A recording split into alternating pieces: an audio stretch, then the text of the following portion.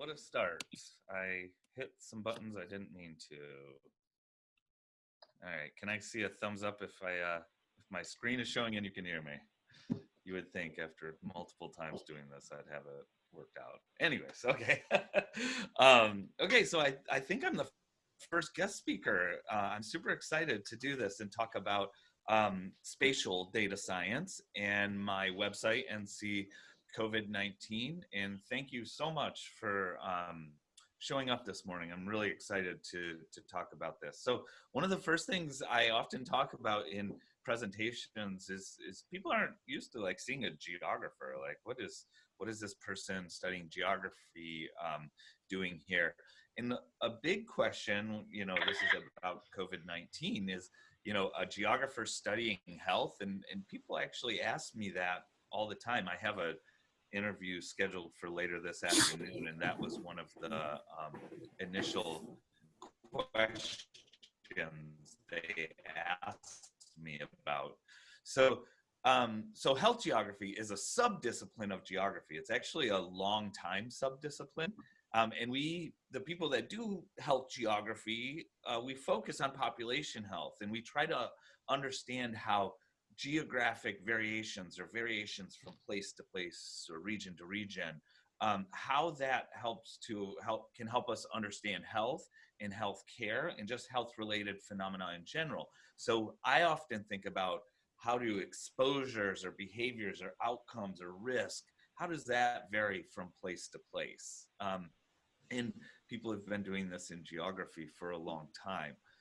So let's go to the next slide here. So what does any of this have to do with data science? Well, geography is the study of space and place, and geography actually covers quite a broad swath of kind of science and analysis. People who study space or spatial relationships are close or come kind of have these intersections with data science. But what I do, or what geographers kind of like me do, is we use quantitative methods. We use data and quantitative methods to understand patterns that we can see across some landscape or in some country or state.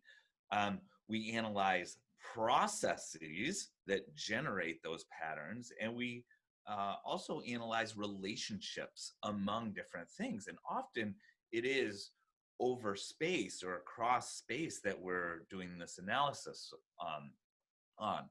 And so I'm often like railing against this idea that geography and doing geography, it's not just simply making maps. That is part of what we do, and I love maps and I make them all day long.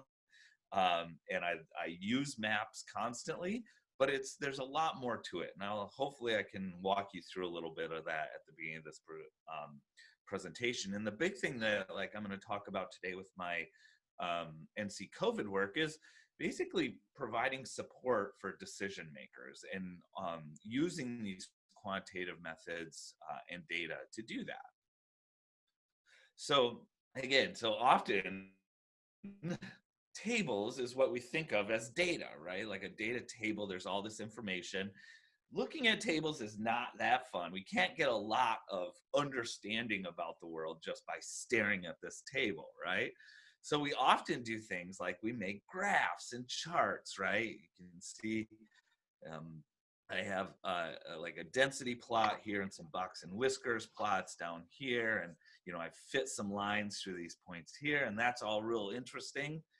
But nothing beats what you can understand by looking at a map, right? And so when I think of the world and about how we represent data, I'm almost always thinking about, well, how does this thing, like in this case in the top left, how does vaccination coverage in kindergartens vary from place to place in California, right? I'm not thinking about what is just the minimum and maximum that I can see in the table.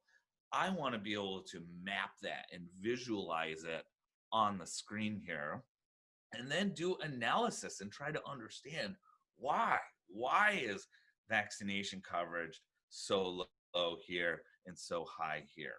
Okay. And so that's kind of how I approach questions and problems and how I look at the world. So what I often put this slide in about every presentation I do, thinking about what is a pattern and what is a process.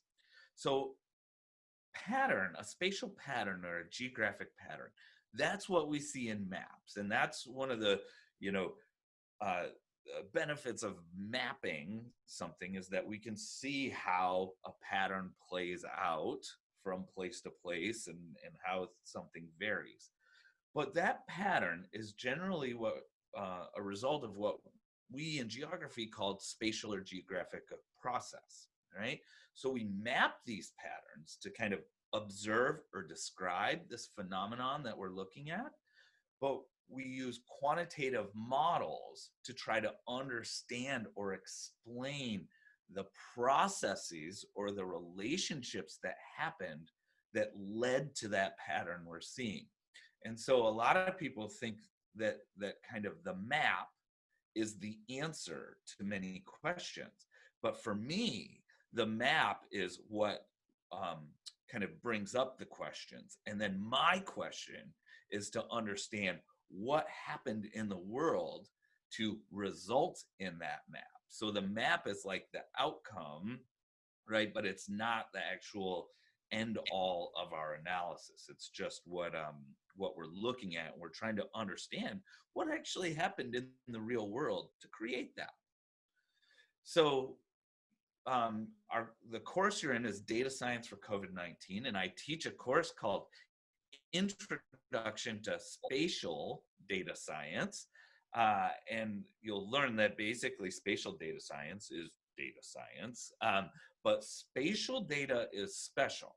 And why it's special is because we have, when I'm working with what's called spatial data, I have linked geometric data that actually like describes the position of some kind of feature or something on Earth's surface, and that's linked to tabular data, which has attributes or characteristics about those things.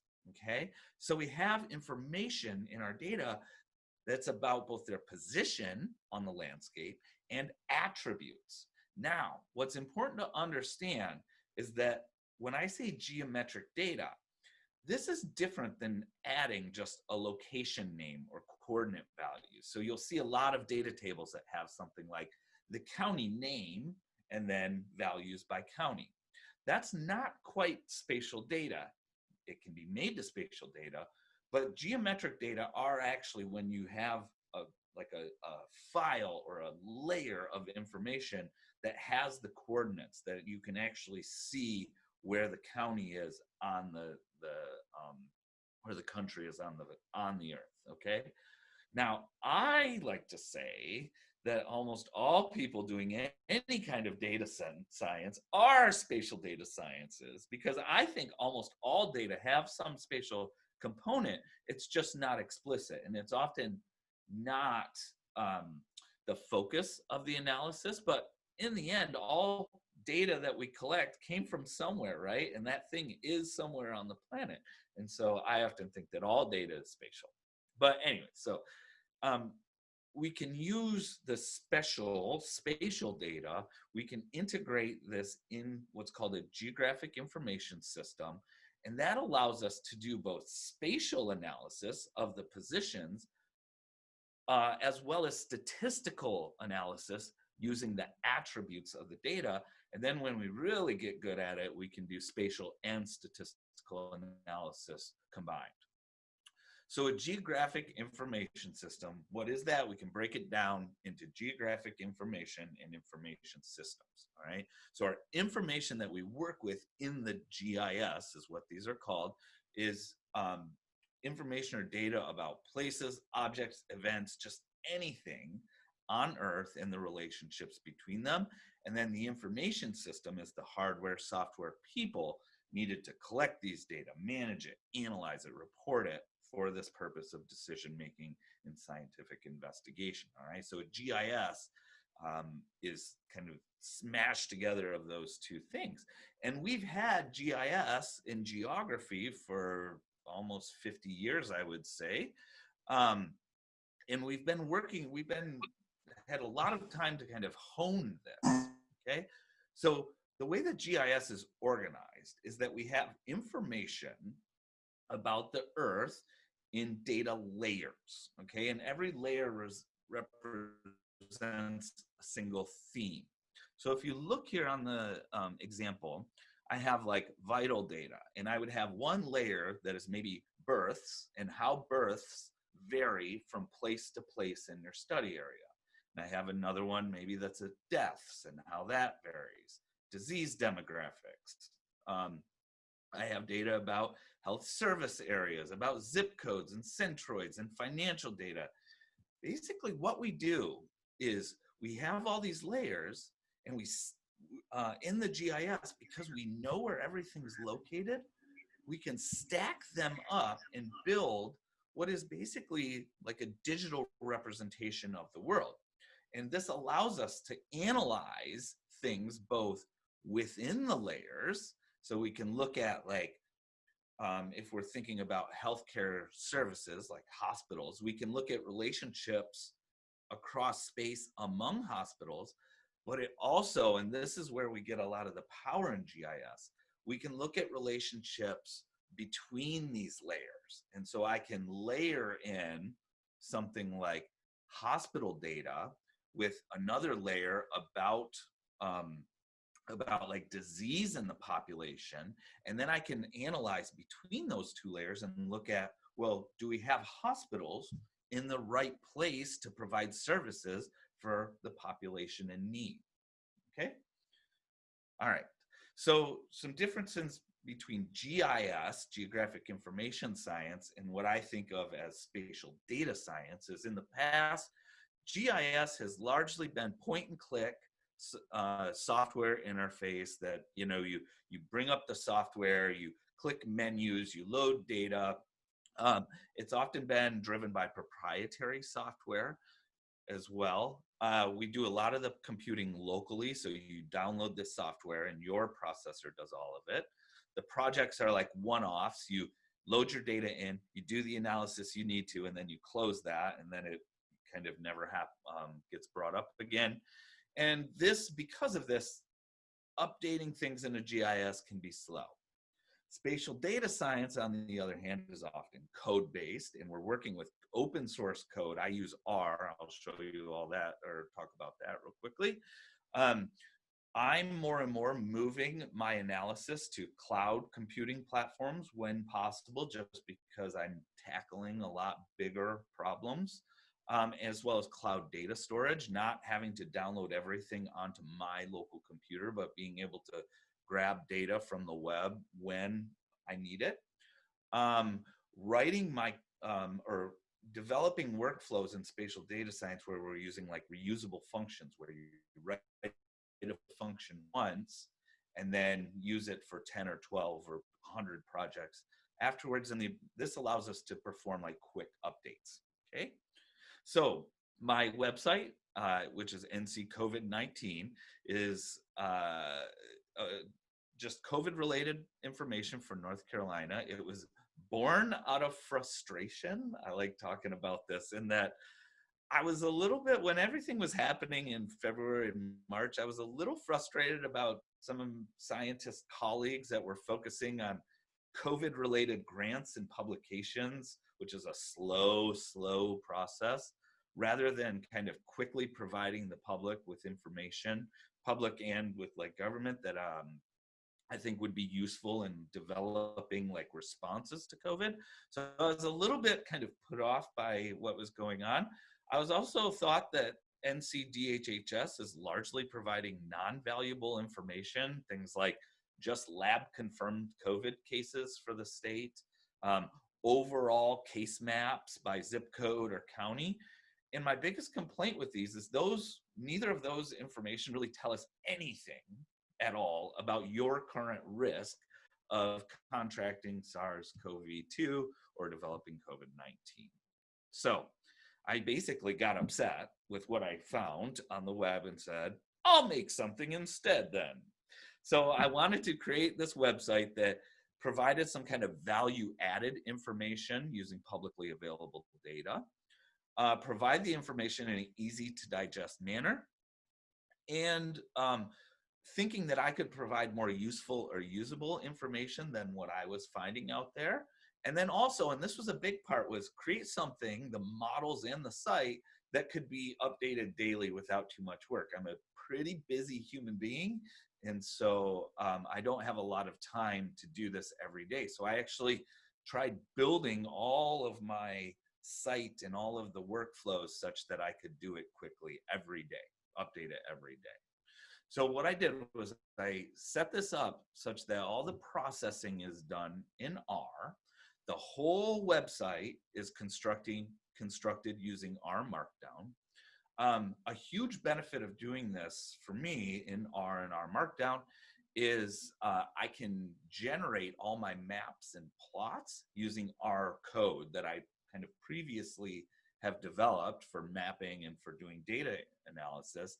And I can plug that into kind of the website development part. And so every day, my daily updates include some manual data entry and download. I actually, the way that data is served right now, COVID-related data in North Carolina, is not very good. So I have to do some pointing and clicking.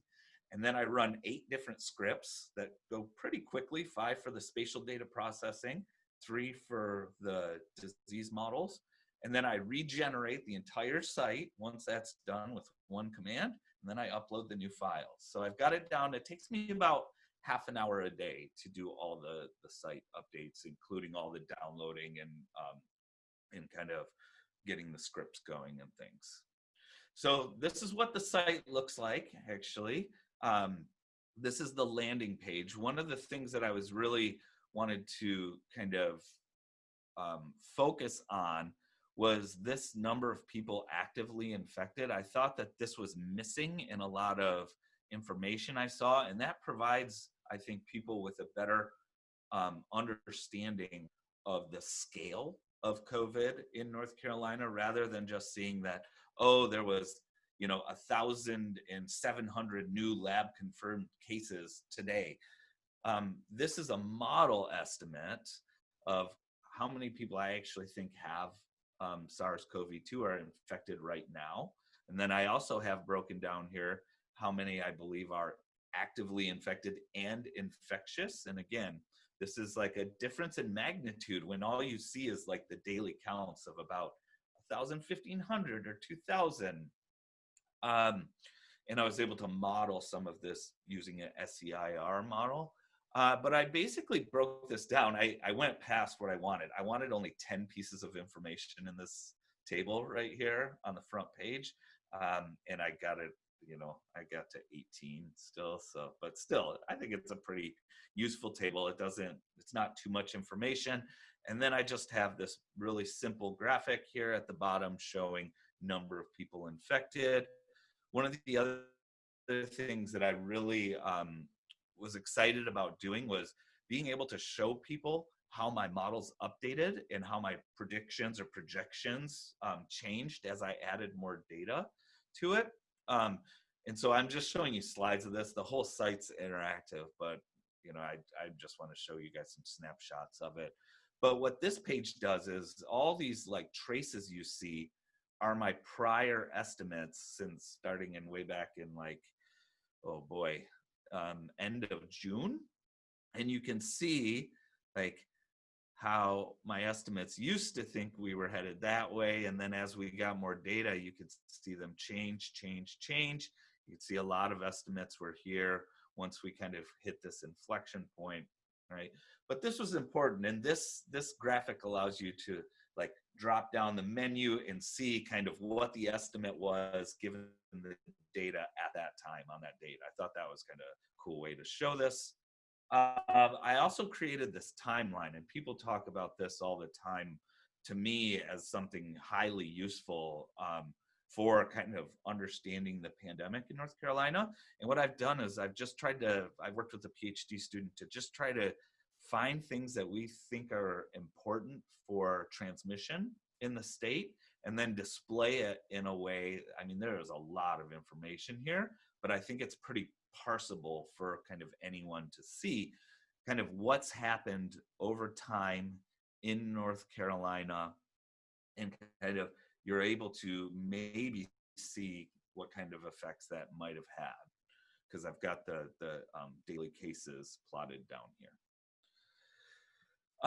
Okay, I'm a geographer, so maps is another thing. I created some incidence maps, and one of the big things that I did that's just different than everyone else is I'm creating maps based on just the last 2 weeks of data of cases, because I think that's a more accurate representation of someone's risk if they're thinking about looking at a map and wanting to understand, you know, what's my risk right now.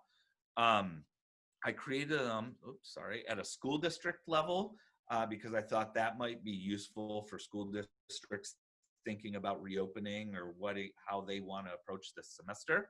I've created them for zip codes because that's kind of a smaller unit that maybe help people understand their local risk.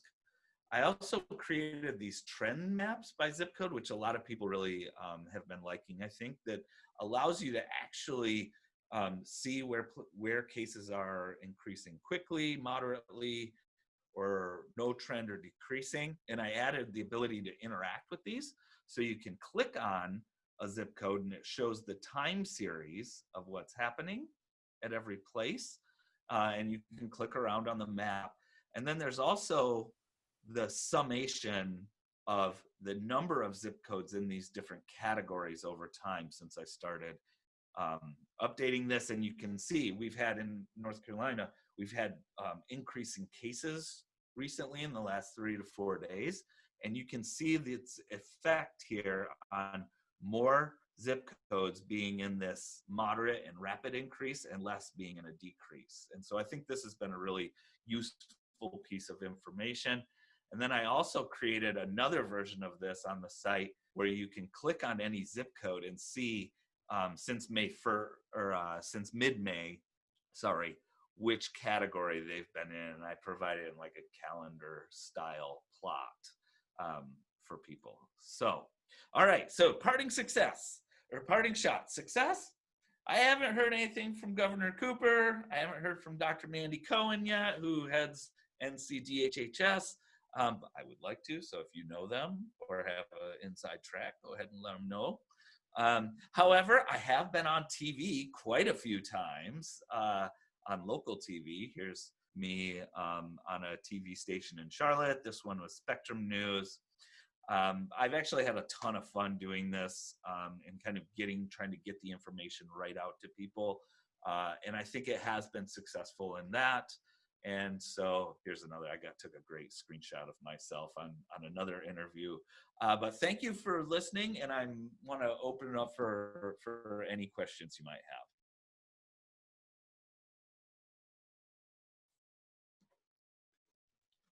Very nice. Thank you so much, Paul. We could put our emoji hands together again. Thank you. Silently happy. We have a group. Yes, thank you. We have a group who did some prep work to ask you some questions based on your website and the stuff that you gave. So I'm going to hand it over to group one, and then also anyone who wants to jump in with questions is welcome to as well.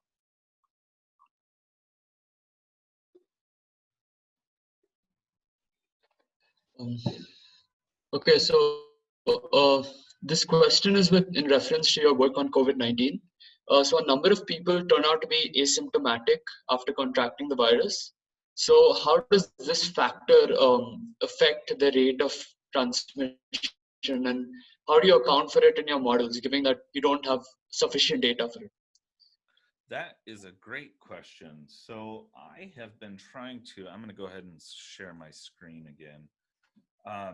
I've got it on the website.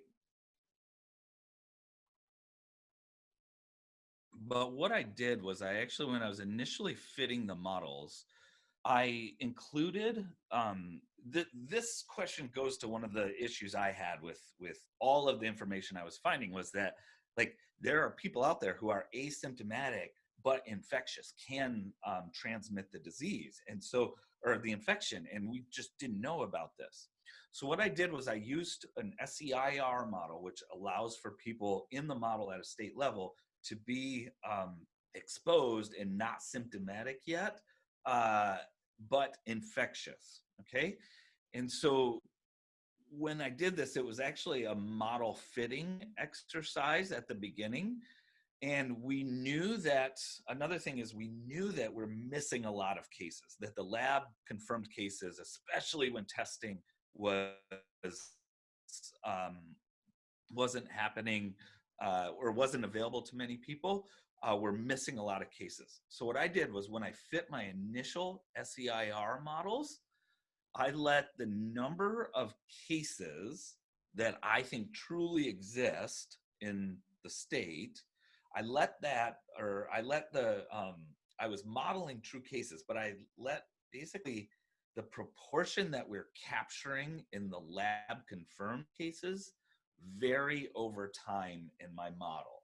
So if, and based on the number of tests we're doing. So if only like 100 tests were done in the state, and we captured maybe 20 cases, I would say that was, we're capturing a very small amount of the potential cases that in the state because we only did 100 tests. Whereas if we're doing 1,000 tests, we're going to potentially capture more. Whereas if we're doing 10,000, 20,000, 30.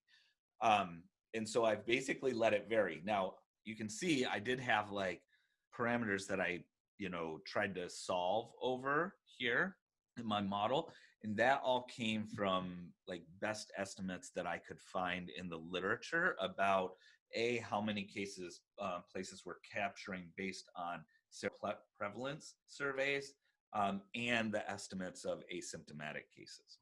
So I was basically trying to capture this through the testing data that I had and our understanding of asymptomatic cases or people probably not being tested, not being captured. That's a great question. Thank you.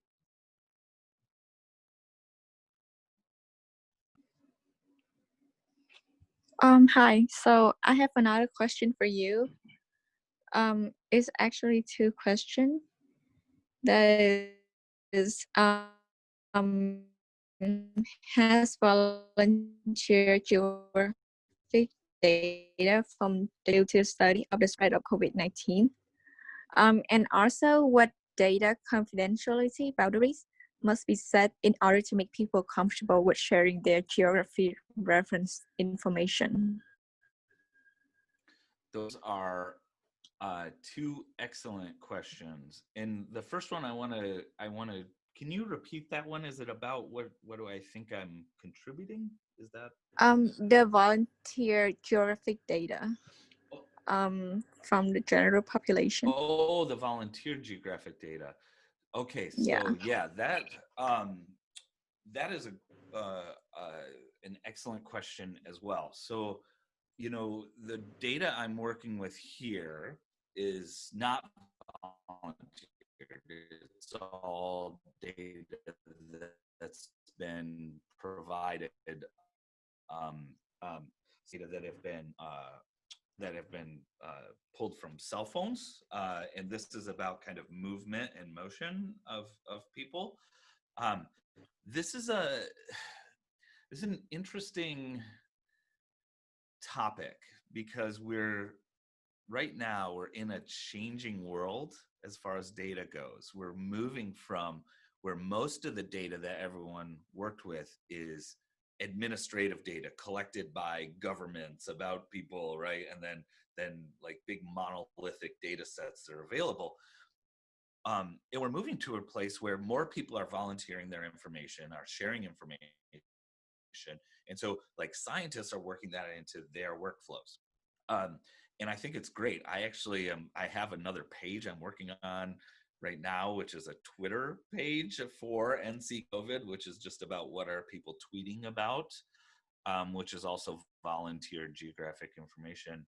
I think it can be super useful, especially with like, it's so up to date compared to administrative data that the volunteer geographic information can be so helpful in these times like COVID-19, where we need to make decisions now based on data that is extremely up to date.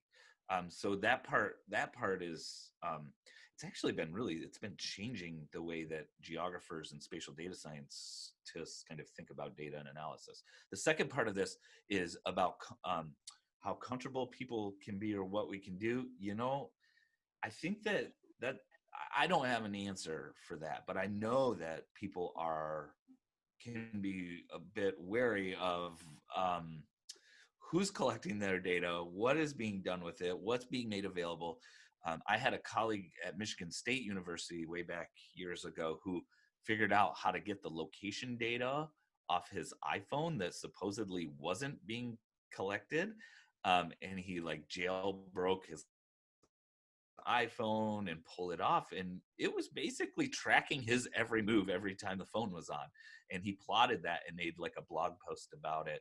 I think that people need to feel comfortable that their data is being protected and that it's not being sold, and that basically the information is being used for the right purposes.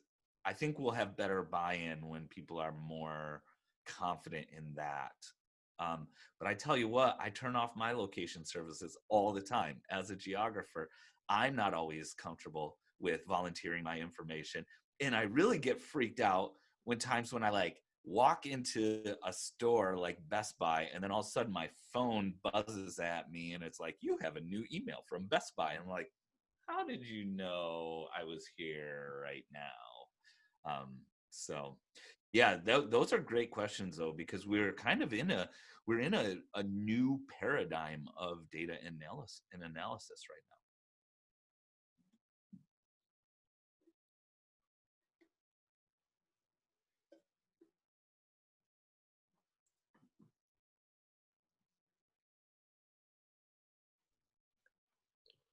Hi, so I have a question regarding the geographical data, like the maps that you have made. Like I love looking at those maps and seeing like which areas are more affected and like uh, which areas or zip codes are increasing rapidly from COVID.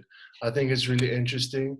What I'm curious is about, have you found any correlation between the areas where there are higher COVID cases in lower socioeconomic areas compared to higher socioeconomic areas? Because I've seen some other studies where they found that people who are um, people who are living in lower socioeconomic areas are more likely to contract the COVID and spread it. Did you find any correlation with that? And is there like a causation? Because I know that correlation doesn't mean causation, but is there something behind that that's causing that increase? I actually have not looked at, or I can't answer that question for North Carolina with the data I have. I am working with a student who is actually tackling somewhat in and around that question right now. But it's that is so in my talk when I talked about the difference between just like mapping the pattern and the process, and you asked the question that gets right to the process, and that makes me excited because you're thinking geographically. I love looking at the maps, but you're like, what's going on underneath it? And that's what I think a lot of people are working on right now, is to try to understand, we see these maps, we see what's happening. Why is it happening? I haven't checked it out, so I can't say for North Carolina. I'm struggling a little bit with how to tackle that question because of the testing issue. I'm trying to figure out how trustworthy the case data by zip code is as kind of a signal of actual COVID burden in these places. And so I know that some of my colleagues actually have testing data by zip code. And so I've been trying to weasel my way into their projects and things to get that data so I can understand, is it, what is the true burden in these places, and now then I'll feel a little more comfortable with trying to ask these questions about, you know, what led to that burden being higher. Was it, you know, I think of, I do have the student that's working on this is actually, we're exploring the idea of essential workers, because we do have some data, some cell phone data about who's been continuing to go to work and like leave their house through the whole pandemic. But we find that a lot of essential workers are low income workers. And so it might be, you know, it might not be the housing situation or living situation. It might be just that this group has to go to work and interact with people through all of this. I also have some information on housing density and like the number of residents that live in every unit that I'm looking at as well.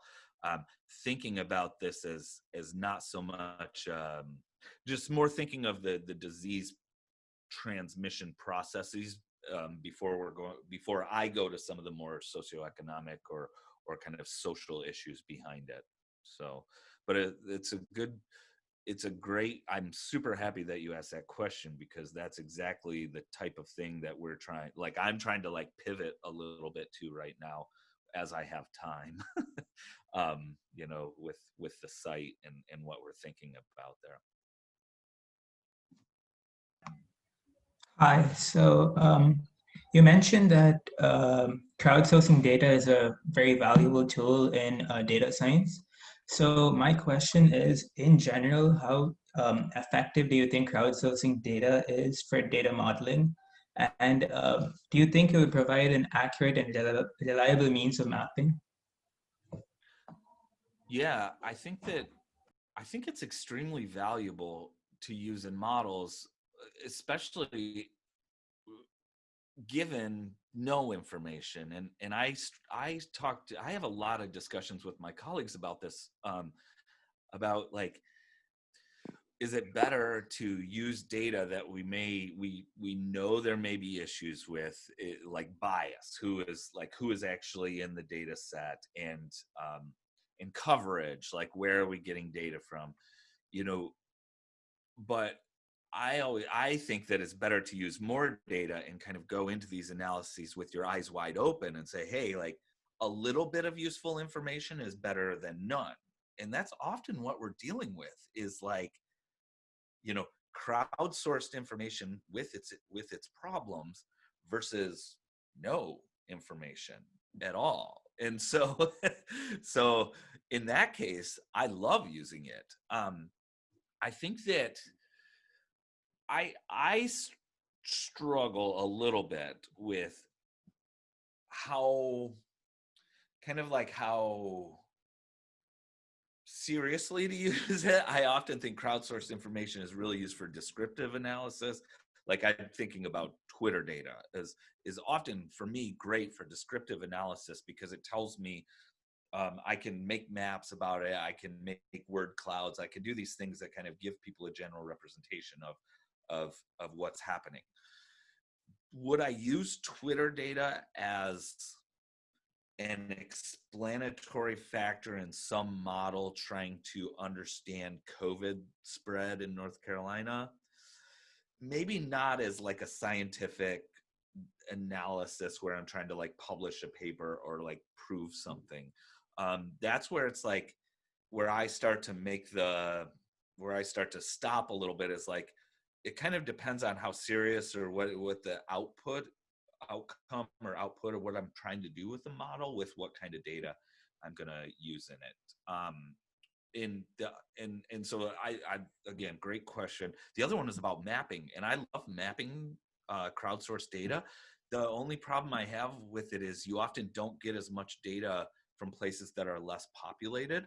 And so when you end up making the maps, it's often like highly skewed towards large urban places where you actually have data.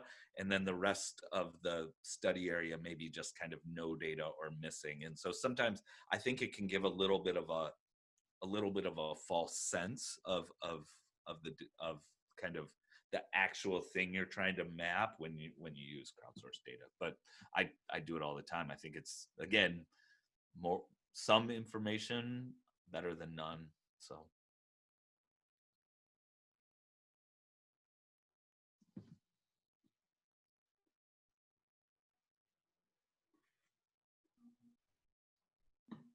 I have a question. So I know for North Carolina, we do not do the case test during the weekend. So if you look at the daily data, you will see that drop down every weekend. So I'm wondering if that will influence the accuracy of your model results and whether you put any extra effort to correct for the data. yes, I do. And it does influence, like, when people get tested, and you can see drop downs on, like, the weekend goes way down, and then pops back up. So everything I've been doing with the modeling is based on a 7-day floating average that smooths out those issues. Let me actually, I'll share my screen again.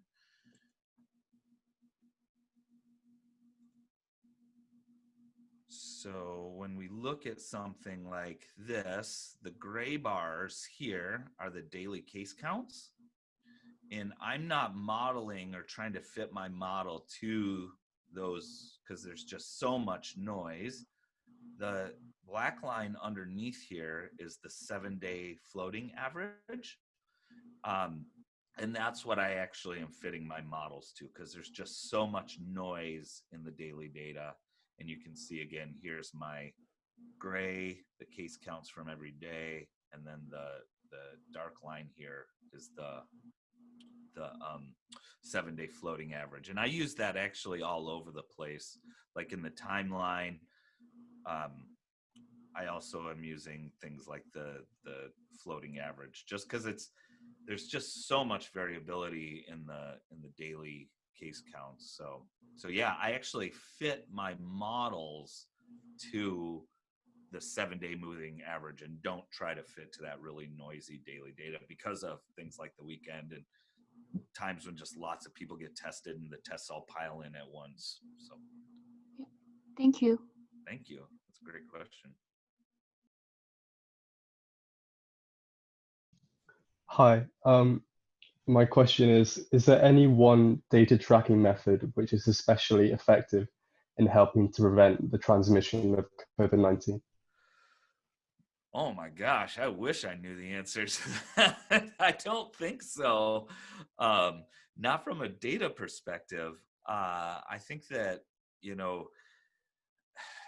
I feel like I think there are a lot of people who do work like I do and spatial epidemiologists that are somewhat frustrated right now because that we feel like we're trying to do these models and get information out to let people know what's happening in their neighborhoods and stuff, but we're still seeing the pandemic go on. I'm not going to get into a big discussion about kind of the political aspects of this, but I do think that there has been some issues with kind of messaging and what should be okay and what is okay, that has gone against what all the people who are epidemiologists and doing disease modeling and making these recommendations have been saying. What is safe is different than kind of what's being allowed.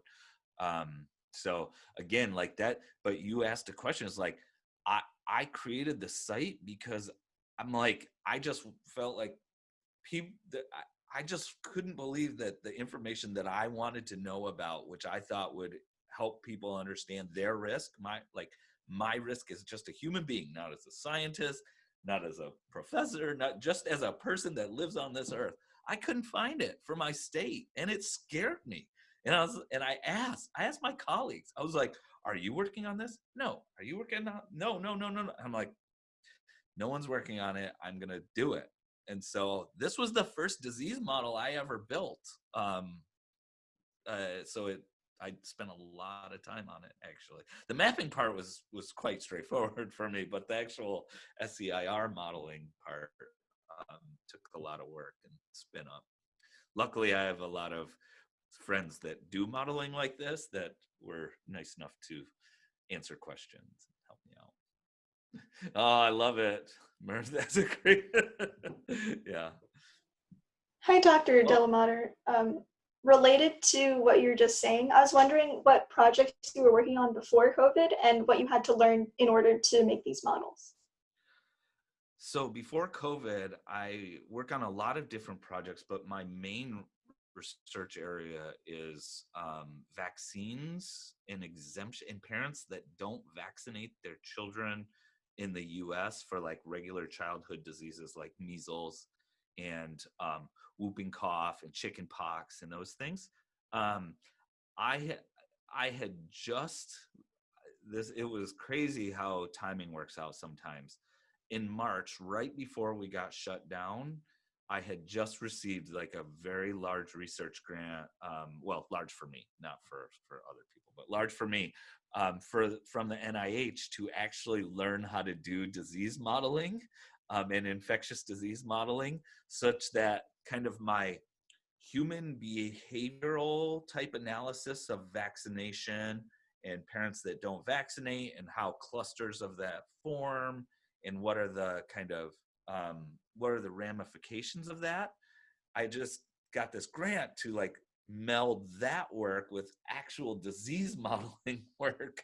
And so, you know, when all this was happening, I talked to my program officer at NIH and the person that kind of oversees the research, and I said, you know, can I do this, but instead of measles, like my grant application said, can I use COVID as my case study? And they were fine with that. So it was kind of fortuitous. And some of my work right now is pivoting to meld those two things about what I'm learning about COVID right now through the summer, and then a vaccine appears to be on the way. I have a paper that I worked on that's out being reviewed right now that's looking at thinking about where we should vaccinate first and what would be kind of the most effective strategy for vaccinating the US population for COVID. So yeah, I was doing this vaccination work before, but it really like met nicely. Well, nothing's nicely with COVID, but you know what I mean? It like overlapped very well with the pandemic that's happening. All right, so we're almost out of time. Maybe we squeeze in one more question for Dr. I Delamater. did see one in the chat real quick. Oh yeah, go for it. This is all in R. All the maps I made in Leaflet in R. Just for clarity, this is the question: what business intelligence tools did you utilize for visualization? Yeah, for visualization.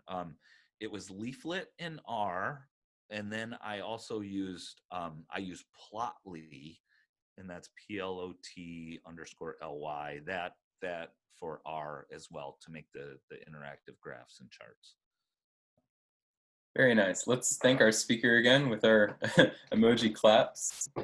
Thank you so much for coming. This has been really informative, I feel. And thank you to everyone else who came. This class was technically optional, and look at all the interest we had nonetheless. Yeah, thank you everyone. These are great questions, and I'll make my slides available as well. I'll send them to you here afterwards. So all right, thanks for coming everyone, and enjoy your speaker discussions this week. Thanks everyone.